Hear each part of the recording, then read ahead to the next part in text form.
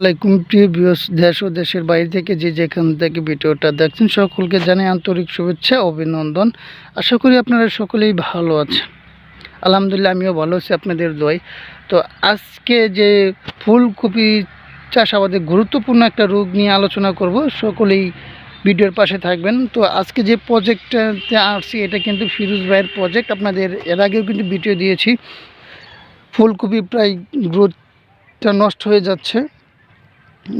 তো 2-4 ভিতরে কিন্তু বা 10 দিনের ভিতরে গাছের যে ফলন সেটা বিক্রি করা সম্ভব, কিন্তু যেই সমস্যাটার সম্মুখীন হচ্ছে এটা যদি বহাল থাকে তাহলে কিন্তু তার প্রজেক্টে লসের সম্মুখীন হওয়াটাই স্বাভাবিক।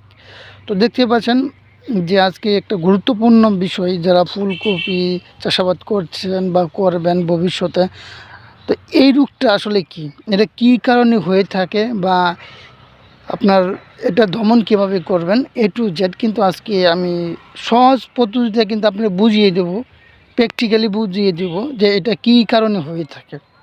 তো ভিডিওটা বেশি লম্বা করব না। তো আসলে দেখতে পাচ্ছেন আপনাদের কয়েকটা চারা বা পুরো প্রজেক্টেই দেখাচ্ছে। এটা আসলে মূলত হচ্ছে ফেসটা করছে ফিরোজ ভাই। তো এখন কিন্তু আপনার বাজারজাতকরণের সময় এটা কিন্তু লেটে করা হয়েছে, ফুলকপিটা এটা লেটে করা হয়েছে। তো আসলে মূলত যে সমস্যাটা আমি বলি, এটা কিন্তু কী দেখতে পাচ্ছেন ফুলকপি কিন্তু আসছে, প্রত্যেকটা কিন্তু আইসা পড়ছে। আর কিছুদিন 2-4-5 বা 10 দিনের ভিতরে কিন্তু এই গাছ কমপ্লিট করতে হবে। এর আগে তো এটা রোগটা দমন করতে হবে। তো দেখতে পাচ্ছেন যে সমস্যাটা, এটা কিন্তু প্রথমত এই পাতার সাইডে দিয়ে কিন্তু আপনার এই সমস্যাটা দেখা দেয়। এটা কী কারণে দেখা দিচ্ছে সেটা কিন্তু আপনাদের সাথে শেয়ার করবো। আগে দেখে নিই গাছটা। তো প্রত্যেকটা কিন্তু পাতাতে বা পুরো প্রজেক্টে কিন্তু এই সমস্যা হচ্ছে, দেখতে পাচ্ছেন।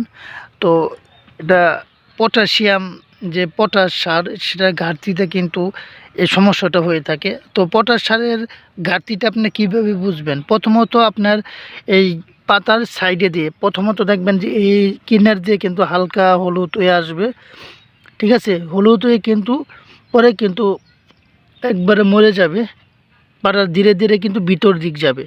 যদি পটাশিয়াম ঘাটতি থাকে তাহলে কিন্তু আপনারা বুঝবেন যে প্রথমত সাইডে দিয়ে এই সমস্যাটা আপনার ফেস করবেন, যে সাইডে দিয়ে কিন্তু আগে হলুদ বর্ণের হবে, ধীরে ধীরে সেই পাতাটা কিন্তু ভিতর মিয়ে যাবে, হলুদ বর্ণটা আস্তে আস্তে ভিতর মিয়ে যাবে এবং সাইডে যে পাতাটা পুড়ে যাবে, সম্পূর্ণ পাতা পুড়ে পুড়ে কিন্তু ভিতর মিয়ে ঢুকবে। বাজারে কিন্তু 3টি নামে এই পটাশ এর মেডিসিন পাওয়া যায়। তো প্রথমত হচ্ছে muriate of potash MOP, sulphate of potassium SOP, potassium nitrate. তো সেটা থেকে কিন্তু আমি বেস্ট মনে করি তো বাম্পার SP, এটা একটি প্রোডাক্ট, এটা আপনারা কিন্তু সকলেই ব্যবহার করতে পারেন বা এটাতে কিন্তু ভালো রেজাল্ট পাওয়া যায় আমি মনে করি। তো সকলকে ধন্যবাদ। আসসালামু আলাইকুম। যদি ভিডিওটা ভালো লাগে অবশ্যই লাইক, কমেন্ট, শেয়ার এবং সাবস্ক্রাইব করে পাশে থাকবেন। নতুন ভিডিওর জন্য অপেক্ষা করবেন।